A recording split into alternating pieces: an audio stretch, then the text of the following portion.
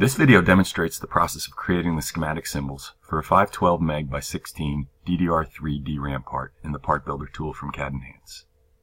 We use the Ibis file pin report type. Symbols will be created for the Allegro HDL, OrCAD, Altium, Mentor, and Eagle EDA tools. There are four main steps to building a part in Part Builder. The first is to provide the pin data for the part in the most accurate format available. The second is to create and edit the symbol description language, SDL file, to describe how we want the symbols built. The third is to set up the properties we want to attach to the part and the values of those properties. And the last is to let Part Builder generate the part files for the selected EDA tools. After the initial steps are completed, we will view the parts with a critical eye and tweak the SDL to get the symbols to look just the way we want. The first step in building any part with Part Builder is to figure out what pin report type will work best for that part.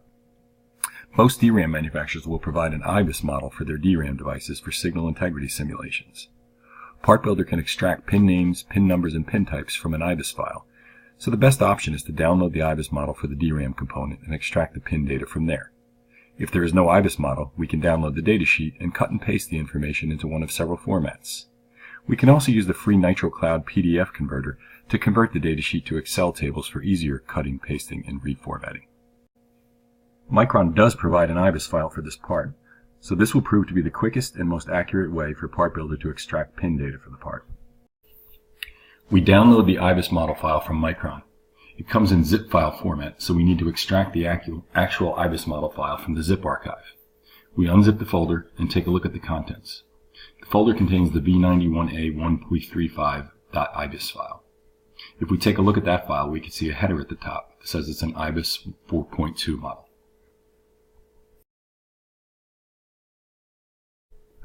Looking at the file header again, we can see that it contains information for 6 Micron parts in the model. So we will need to choose which component package we want to use for the pin data. When Part Builder reads this file, it will pop up a window prompting the user to choose one of the 6 component/package instances it finds. In the header, we can see there is a component called MT41K512M16HA. And if we peruse down to line 478, we can see the package model V91A96ball_PKG. That is the part we will be building. We start Part Builder. It prompts us to select an existing part, create a new part, or copy a part from an existing folder to a new folder. The recommended practice for Part Builder is to create a folder for each part you want to build. We choose New Part. We pick the C:CAD Enhance workdir/myparts directory and name the part DDR3_DRAM_Ibis_demo. We click the Create New button, and Part Builder will prompt us to save the new config file, and then we will click the Done button.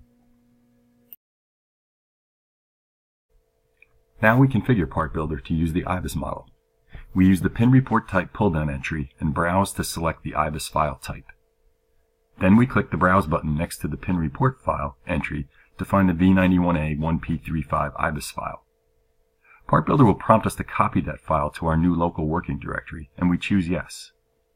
We also set the Dmm Pins field to 96 since we expect 96 pins. And next, we use the Config Save Configuration menu to save our first changes. Once the initial configuration selections have been made, we double-click the Read Pin Report operation on the main GUI. Part Builder will read the selected Ibis file and find the 6 component package pairs we previously discussed.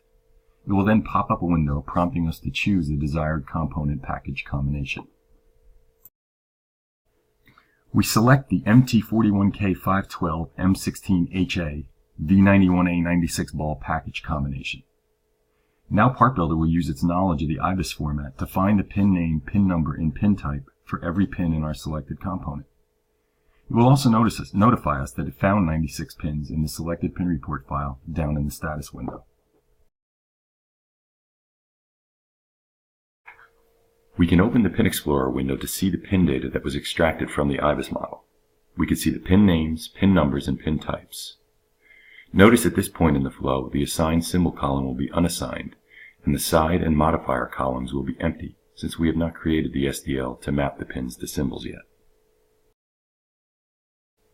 If we look through the pin list, we could see the pin names that were extracted and also verify them against the pinout shown in the PDF datasheet. A quick check shows us that DQ13 is found at A2, UDQS is found at C7, UDM is found at D3, and if we scroll to the bottom we can see reset is at pin T2 and VSS12 is found at pin T9. All the power pins have a suffix automatically added to them to make the pin names unique.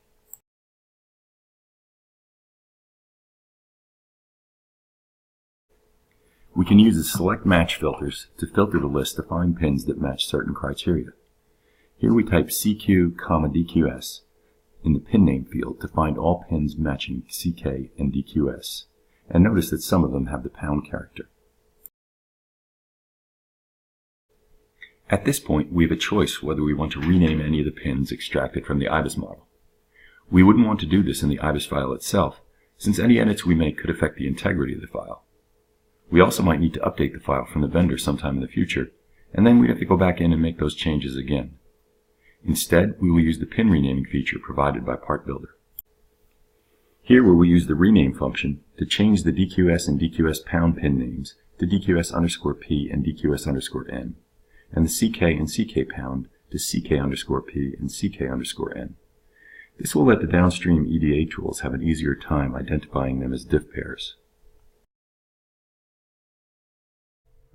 We open the More Options window to enter the rename rules required to clean up our pin names the way we discussed, and we use the rename rules entry to type in the rules in the required format.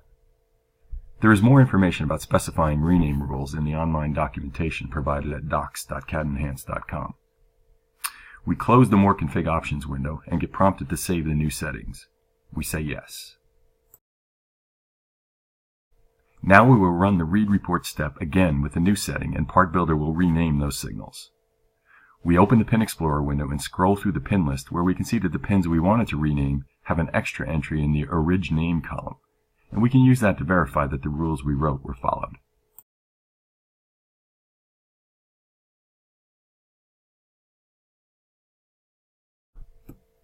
Running the Read Pin Report step also enabled the SmartFrac feature, which automatically generates symbol description language file templates for us. The SDL template files contain all the signal matches and power pin matches which we need to describe every pin in the part. The matches are compressed down to the minimum necessary to save time and required effort. For example, with this 96-pin DRAM part, SmartFrac creates the 17 signal match statements and 8 power match statements needed to describe our symbols. Now we use the auto-generated template to create the symbol description file. We can edit this file in our favorite text editor, Excel, or in the SDL editor. The SDL editor provides a functional GUI front end that knows the structure of SDL and can help us easily group pins into functional symbol groups. If we open the SDL editor with no SDL file selected, we will be prompted to use the SmartFrac template as the SDL file. Part Builder will copy the template to a file called sdl_from_template.sdl. If we keep that file name, each time we reread the pin report file, we will be prompted to overwrite that file. So once we are happy with the SmartFrac template, we should save that file to a new name, which we will do using the Save As button in the SDL editor GUI. We save it as symbolorder.sdl.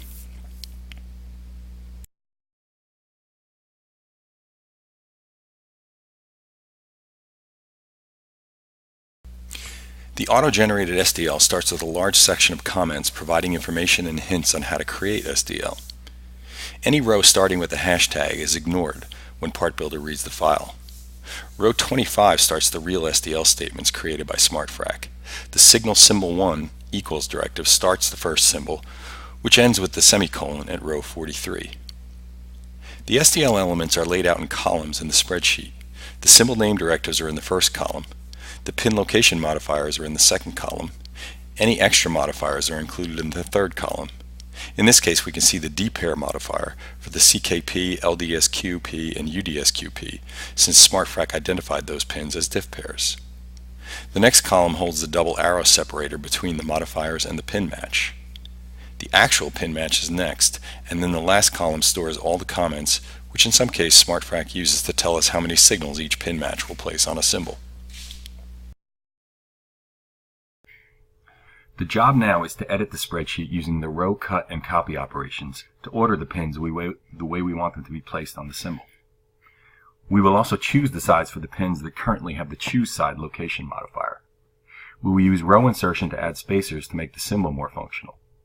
At first, we will describe the part as two symbols, the first containing the address, control, and data pins, and the second one containing the power pins. So the first thing we will do is change the name of the symbol placeholders created by SmartFrac.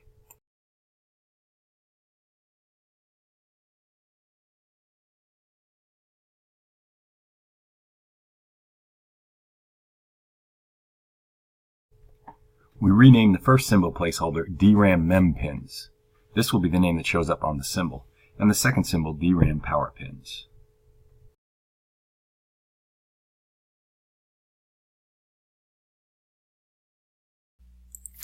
Now we're going to move the VREF DQ, VREF CA, and the ZQ pin up into from the DRAM Power Pins up to the DRAM Mem pins. So we can control click and click the ZQ, the VREF DQ, and the VREF CA. Now we can cut that with either the cut button or the Control X button. I use the Control X button. Then we'll put our insertion point at line 42 and use Control V to paste it in there. So now our ZQ, VREF DQ, and VREF CA are in that group. It's easy to organize the power pins, so let's do that real quick. The first thing I like to do is find the one with the most power pins, which is this VDD. And let's use the up arrows to move that up. And put VDD on the left, and then we'll put VSS on the right, and we'll move that up, put it on the right, and then what we'll do is we'll put a balance symbol sides using that balance icon to separate those pins from the next set of pins in the same symbol. Now where we have VSSQ, we'll put it on the left, and we'll put VDDQ on the right. Actually, I want to flip that. So we want VSSQ on the right, and we want VDDQ on the left. And then let's put a balance symbol sides to separate that from the no connect pins. And then we can put the no connect pins on both sides of the remaining thing. We can also increase the spacing on balance symbol sides to +1, +2, +3. Let's do +3 to give us room for decoupling caps. So we'll add 3 there. Let's save our work a little bit. And now the power pin section is done. That effectively places 9, 12, plus 18 more, and plus 4 more pins all at once. Now let's organize the DRAM Mem pins. Let's put the address bus at the top. Let's put the bank address right underneath that. And then let's take the write enable, and then let's go selectively select the other control signals. So we want the reset, the RAS, the ODT, the CKE, the clock, CAS, and chip select. And what we're going to do now is we're going to use this merge function. So that's going to take all of these widely separated signals, and we can use this button, we can use the Control M, or we can right click and do the merge here. So we'll use that one for that. So you can see that moved all the pins together up the top. And now what we'll do is we'll put a balance symbol sides. And now we have all our address and control pins up at the top, and we have the DQ signals, the ZQ, the VREF, and the VREF CA down here. Let's move the VREF CA up by the rest of the address and control pins. So we'll do a Control X, and we'll do a Control V. And then let's work on cleaning up the address section a bit. So I like to have a space between the address pins and the bank address pins. So we're going to use this guy, add left spacer. We can also do that with Control L, so we're going to do that next. Here we're going to add a left spacer between the bank address and the right, so I'm going to use Control L to add that spacer. Let's move the reset down a bit, probably under the clock, and don't let it get too far. That looks like a good place for it. Let's move the chip select. Let's move clock down to the bottom. I like that. And clock enable down. So we'll control click, and we can use this arrow to move them down. And that's above the reset. And then let's put a few more spacers in here. So we got write enable, RAS, ODT should kind of go down by reset too. Let's do that. So we got write enable, RAS, CAS, chip select, clock enable. And then let's put another left spacer. So we have the address bus, we have the bank address bits, we got write enable, rascast, clock enable. On the left we have a diff pair clock P, so that will automatically place the clock N. And then let's put a spacer after that. Even though a diff pair is going to automatically put a spacer after the clock N, we'll put another spacer in to do that. And now we have our ODT, our reset, and our VREF CA. Now in the data section, we're going to organize the DQS, the UDM, and the LDQS. So what I want to do is I'm going to put the data first, and I'll put the high order bits on the right and the low order bits on the left. So we move it up. We're going to put DQ15 on the right, like I said, and DQ7 on the left. Then we're going to put a balanced symbol sides. Then we'll put the data mask signals next to that. So we want the UDM on the right, and we want the LDM on the left. Okay, and let's move this down, the UDQS. Now I'm going to start another section, and we'll do a balanced symbol sides. So we're basically sectioning off. We got the data bus, then we got the UDM, LDM, then we're going to have the strobes, and then we'll put another balanced symbol section. Again, our job, we have to make sure that we put a sign aside for each guy so that there's no right or there's no choose sides going. So again, the U we said goes on the right, and the L goes on the left, so we choose the left. And then let's put the VREF on the left, and we'll put the ZQ on the right.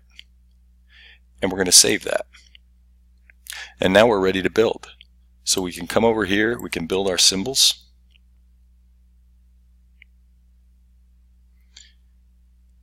And away we go. Now we can view them. And if we shrink this window a little, and we shrink out, the first thing we're going to notice is that our pin spacing, we have one extra spacer between pins. So let me keep that open. What we're going to do is we're going to go change that,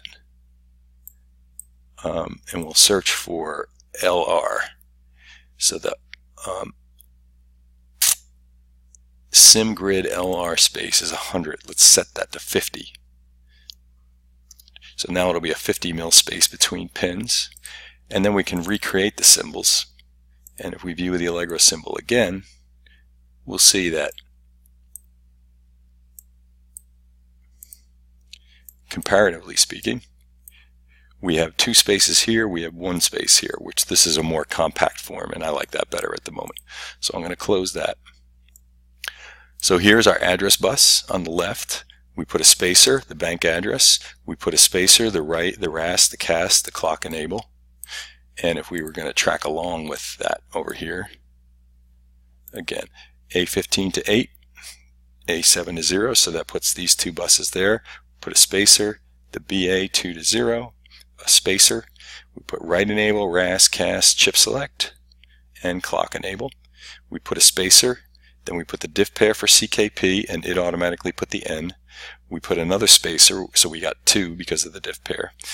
And then we put ODT, reset, and VREF CA. So we got ODT, reset, and VREF CA. Let's say we want another space between that VREF CA, so we could add some like a resistor divider or something into that. So we'll add a space, and we'll make it 2 spaces by making it spacer 1 to 0. We'll save that. And then let's regenerate.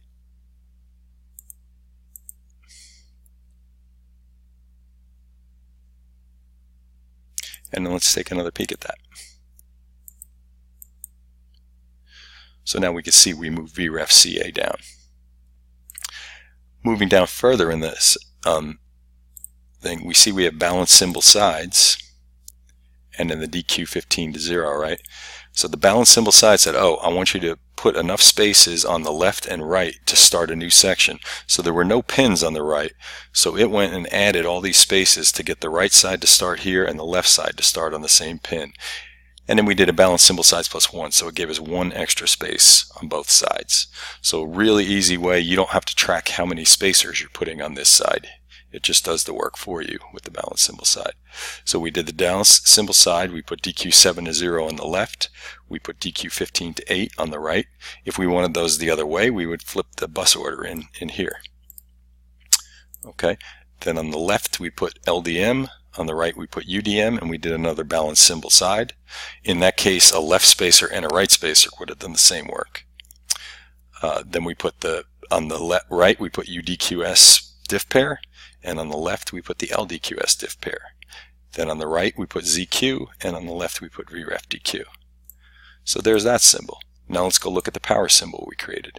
Here's the power pins, and we notice the name down here, DRAM power pins, is put on the symbol.